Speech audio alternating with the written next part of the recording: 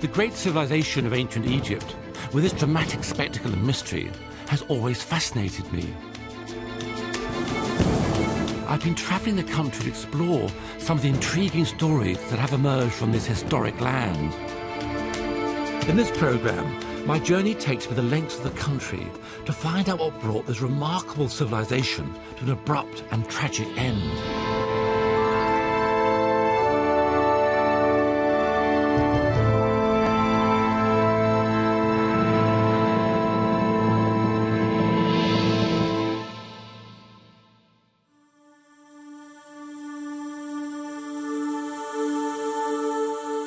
For me, the most striking thing about the ancient Egyptian civilization is that it lasted so long. Astonishingly, for over 3,000 years, it had a powerful grip on the imagination of all who lived here. The culture of Egypt flourished for longer than any other in history, a testament to how compelling their beliefs and traditions were. But finally, something happened that would utterly destroy the entire magnificent civilization. In this isolated place, there's something very poignant that bears witness to the extraordinary tale of the end of Egypt. It's the last trace of this great civilization in its death throes. This temple contains a very revealing and, for me, very moving detail and inscription.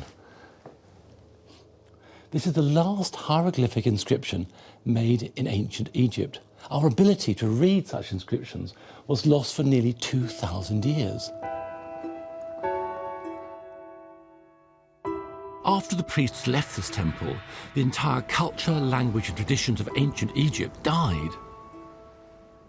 Everything that we now think of as distinctly Egyptian came to an end. The art and religion would never be practiced again. There would be no more pyramids, temples, mummies, or hieroglyphs. The entire belief system of ancient Egypt collapsed. How did this happen? It's a remarkable story in which Egypt would have to face 3 different onslaughts from powerful rival cultures before the brutal end came.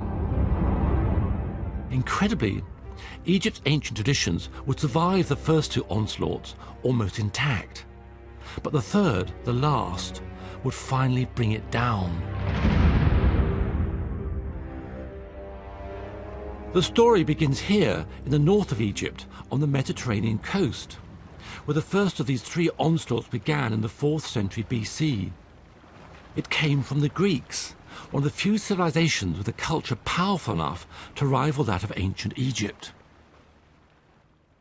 Egypt had been ruled by foreign dynasties in the past. For example, the Persians in the 6th century BC. It survived that. Its civilization had survived foreign rule. But a young man arrived here in 332 BC and on the Mediterranean coast of Egypt laid out a great city, the city named after himself, Alexandria. And that young man was, of course, Alexander the Great, one of the greatest conquerors the world has ever seen. Alexander didn't stay long after he conquered Egypt, but he was determined to leave his mark on this ancient land. He made his great port in Alexandria, the capital of the country.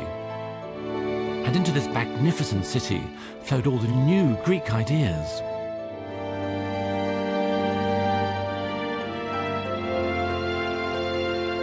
It was these persuasive new ideas that would challenge the age-old beliefs of the Egyptian people.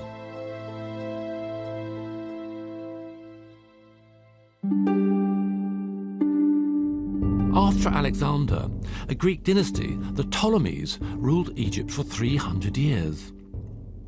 They continued to bring in the latest ideas from around the Greek Empire, and so here, in Alexandria, they built the most remarkable library the world had ever seen. It was to be a great centre of Greek culture and learning. The original library was destroyed in ancient times, but this modern building stands in its place. Alexandria, under the Ptolemies, was in a way the world's intellectual heart. And the old library contained around 700,000 scrolls. These scrolls, of course, encapsulated all the learning of the ancient world. And this place is where the great minds of the ancient world met.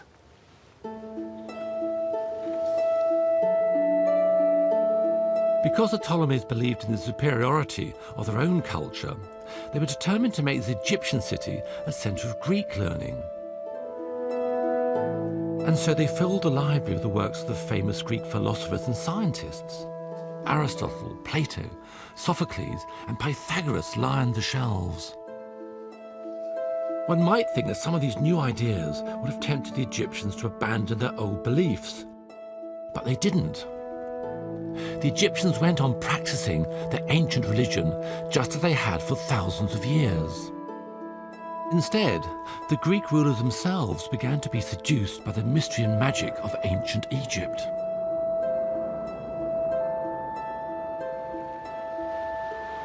After repeated earthquakes, the Greek part of Alexandria now lies submerged in the bay. And tantalizing evidence of just how thoroughly the Greeks adopted the Egyptian way of life can be seen beneath the waves.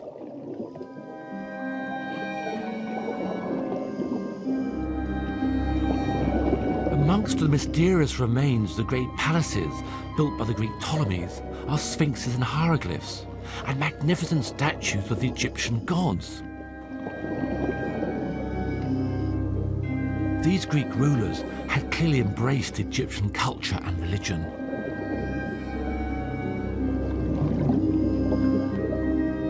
Archaeologists have recovered some of these colossal statues and brought them to the surface. The fascinating thing about these statues is that they show Greek rulers, Ptolemies. Here, a queen, and over there, a king. No one's quite sure which king and queen these show, but they probably date from around 200 BC. But the striking thing, of course, is that these Greeks are shown in the guise of traditional Egyptian rulers. Here, a pharaoh, and there, well, a queen, or indeed a goddess, Hathor, Isis. In their headdresses, in their pose, their hair, even in the style of their clothes, these Greeks are presenting themselves as true Egyptians. What this reveals, of course, is the extent to which the Greeks embraced and used traditional Egyptian culture and customs.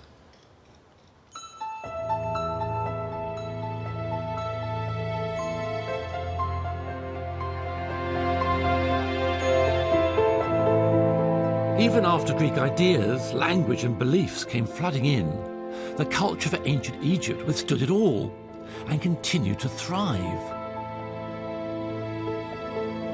This is how the last Greek Ptolemy rulers chose to portray themselves. They had become the archetypal Egyptians.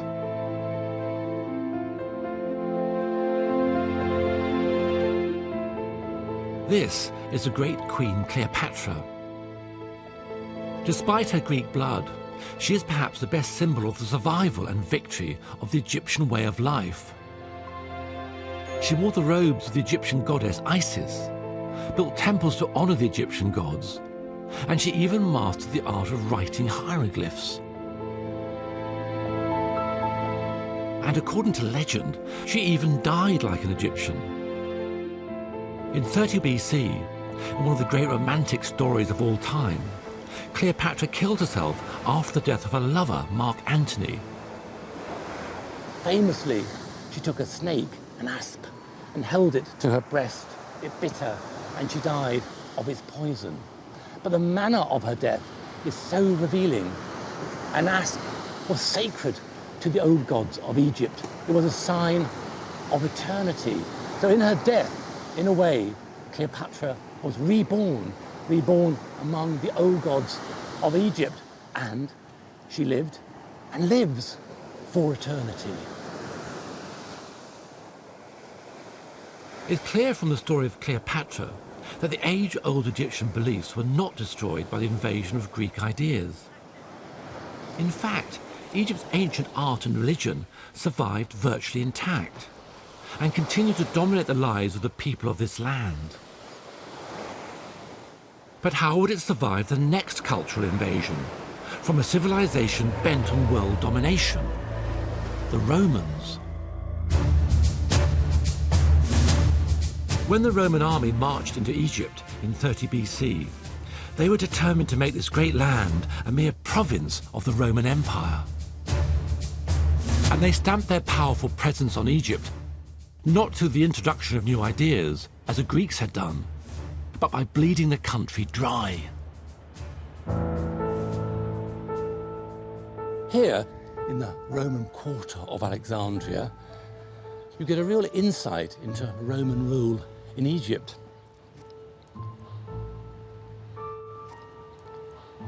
This theatre served as a council chamber. Here, the Roman elite of the land have gathered to decide how this great province, this colony, would have been governed. And the thing on the top of their agenda most of the time, I should imagine, would be how to exploit the vast resources, the vast natural wealth of Egypt. Rome depended on these riches to sustain its extensive territories, and Egypt became the breadbasket of the Roman Empire. A third of the amount of grain needed to feed the population of Rome came from Egypt. And it wasn't just grain. Other things are brought from Egypt: money, taxes. The people here are taxed ruthlessly. And the minerals, also gold from the south, and granite from Aswan was used to make Rome a beautiful city. With the country's wealth siphoned off to Rome, the great Egyptian temples were neglected, and the priests, once so revered, began to lose their power. And yet, in spite of all they were forced to endure from the Romans, the Egyptian people still clung fiercely to their ancient customs and beliefs. And what's more, even the Roman oppressors themselves became seduced by the traditions of this ancient land.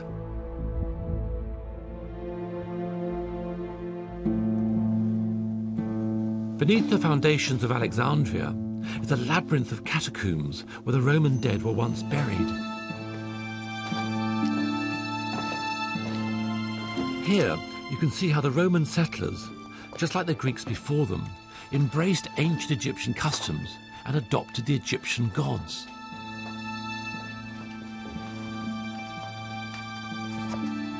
These Romans even mummified their dead, an Egyptian tradition never practiced in any other part of the Roman Empire. So for the second time, the invasion of a mighty rival culture failed to destroy the long-held beliefs at the heart of the Egyptian way of life.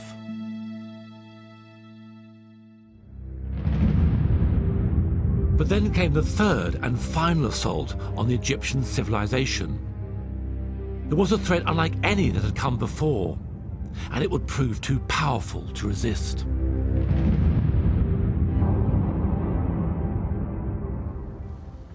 Around 4 BC, in a small town in the Roman province of Judea, a child was born, a child that we now know as Jesus, and his followers were to destroy the culture of the pharaohs forever. From its humble beginnings, Christianity grew so powerful that 300 years after the birth of Christ, it became the official religion of the Roman Empire.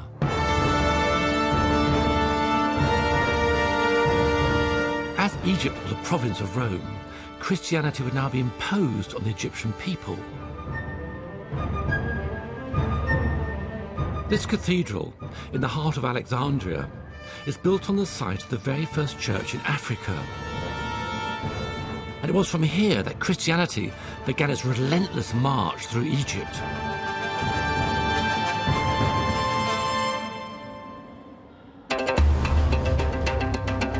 And in the barren desert plains between Alexandria and Cairo, there's a place where we can see how Christianity began to win the battle for the very soul of the Egyptian people.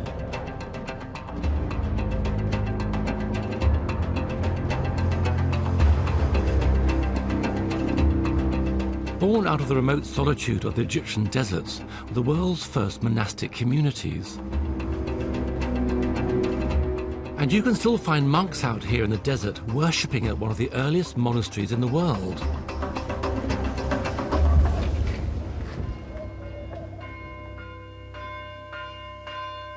The monks here speak Coptic, a language directly descended from the people of ancient Egypt. It's as close as you can get to actually hearing the ancient Egyptians speak.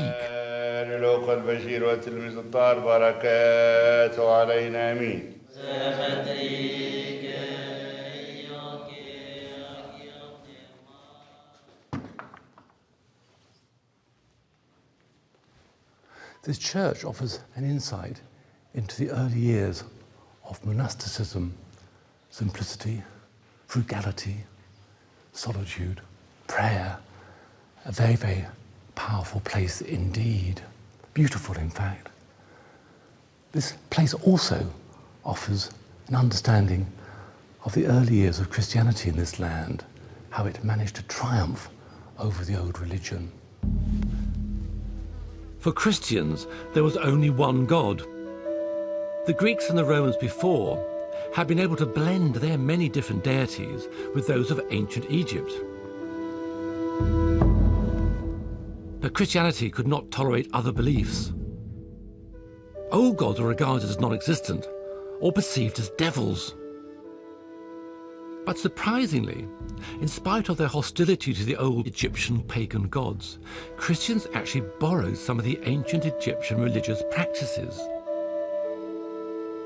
Some of the rituals of the old religion were appropriated and transformed by Christianity.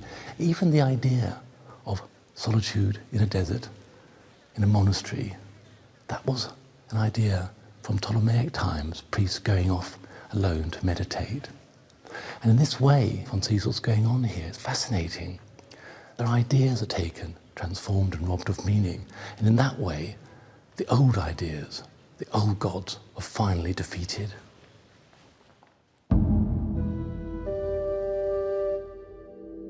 In fact, by the middle of the 4th century AD, half the Egyptian population had abandoned the old gods and converted to Christianity.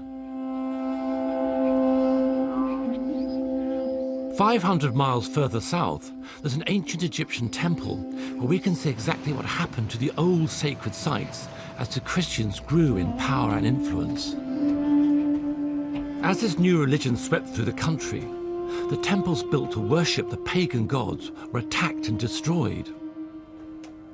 The walls in this temple at Dendera, dedicated to the goddess Hathor, bear witness to this violent history.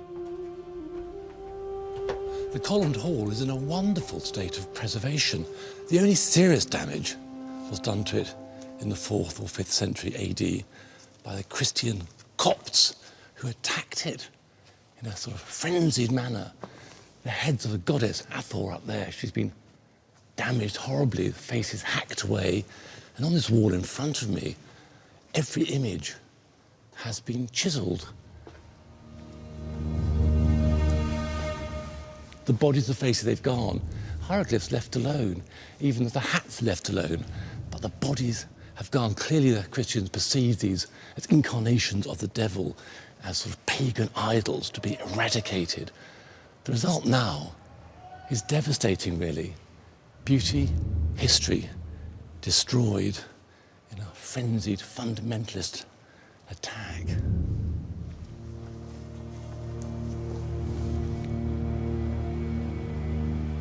But this violence wasn't just directed at the images of the old pagan gods. In the Christian basilica next to the Egyptian temple, we can see how the sacred buildings themselves were torn down. This basilica was built in the 5th century by Christians using stone robbed from the surrounding temples. That's very clear if you look down here. Here are carved stones with hieroglyphs, clearly not in the position they're meant to be. And here, even top of a column, all clearly taken from the temples each side of me. And I guess all these stones are too, but turned around so the carvings are not shown. All of this, of course, is a direct attack on the old temples, on the old gods, to kill them, to destroy their images. And here he sees a cross, the abstract sign, really.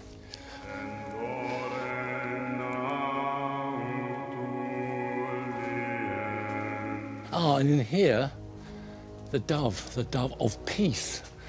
Well, peace, yes, not much peace or tolerance towards the old gods of Egypt. And now through here, into the church proper, into the nave, really, the hall. And extraordinary, this big church. Christians not really prepared to tolerate the old gods. They can't do that. Only one God, Christian God. Other gods must be destroyed. And this church built here in the middle of this temple complex to appropriate this ancient sacred land, the sacred ground. The irony, of course, is that while the church is now a ruin, the old temples of the old gods survive, more or less intact.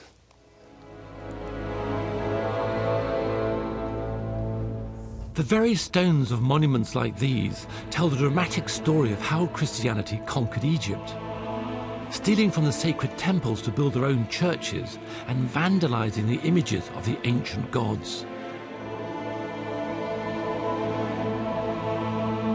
But what about the people who are still worshipping in these temples? Those who clung to the customs and traditions of their ancestors? What happened to them?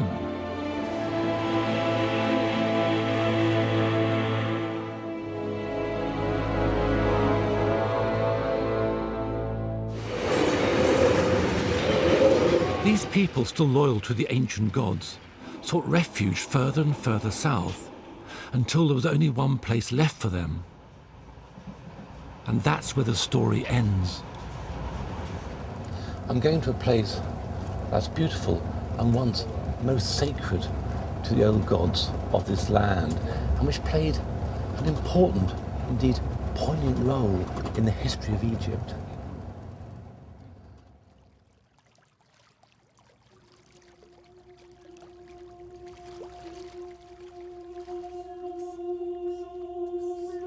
Far in the south of Egypt, on the remote island of Philae in the Nile, you can see the last moments of the civilization of the pharaohs.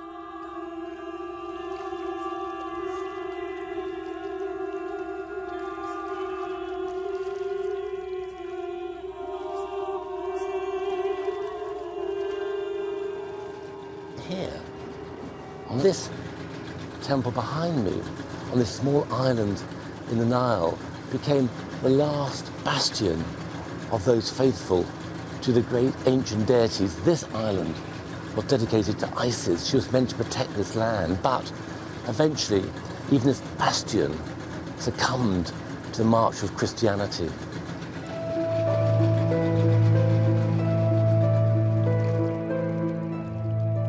Those who still continued to worship the ancient Egyptian gods were persecuted and killed for their beliefs.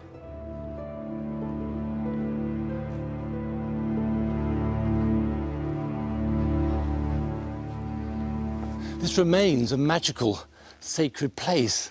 In front of me, on the great pylon, are the deities of Egypt: Hathor, Horus, Isis. They look down upon me. And inside, I can find clues that will help me understand how this world of the ancient gods finally came to an end. And it's in this beautiful, isolated temple that we can find that last hieroglyph.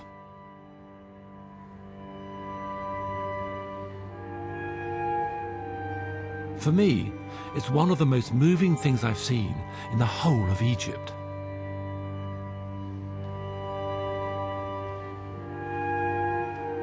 Tucked away in a corner of the temple, this tiny detail is almost impossible to find, unless you know where to look. And that detail is this inscription, part here and part over here. What this says is that I am Nesmet, scribe in the house of the books of Isis. So he's in the library, a librarian, and he's making a plea here to the god Mandalus, the son of Horus, to be benevolent to him, Nesbit, for eternity. And this inscription was made on the 24th of August, which is the birthday of Osiris. And we know, in fact, that was carved in the year 394 AD. And so, as far as anyone can tell, these are the last hieroglyphic inscriptions made in Egypt in historic times. When we look at these, we are, in effect, looking at the last moment, the death of Egyptian culture and civilization.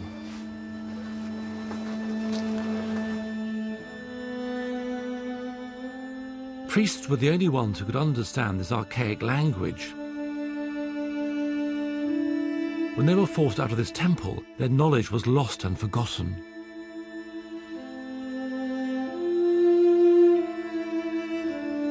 The pattern of Christian destruction continued here, as it had in the other temples.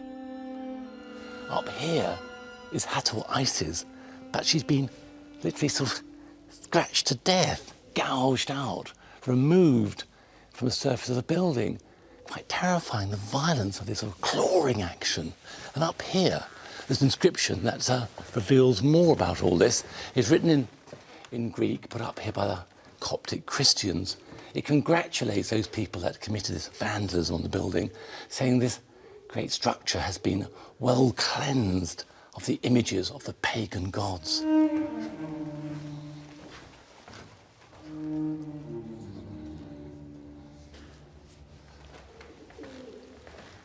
This portion of the Temple of Isis was converted into a Christian church. The images of the old gods on the walls were plastered over, obscured, and crosses cut into the walls. I see one over there. Originally, this was an open court so that the life-giving rays of the sun god could penetrate the temple. But the Christians wanted to keep the sun god out, so they covered this court with a dome.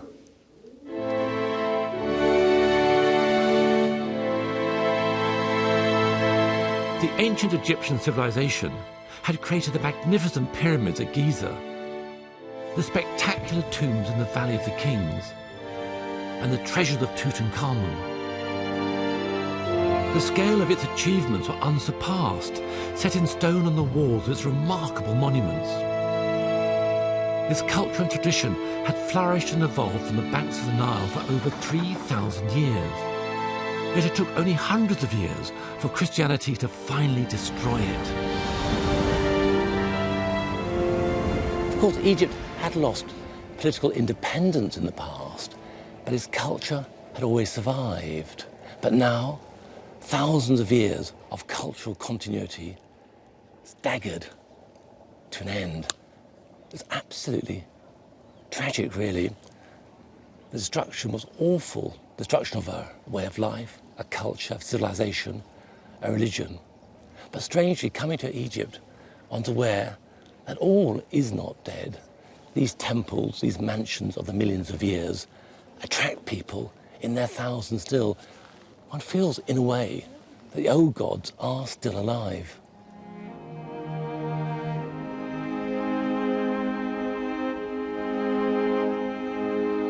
Coming up here on BBC 4, as evidence for climate change looms large, can we beat our addiction and give up fossil fuels? Ian Stewart asks, what happens if we run Planet Oil dry? In the final part of his series. Next.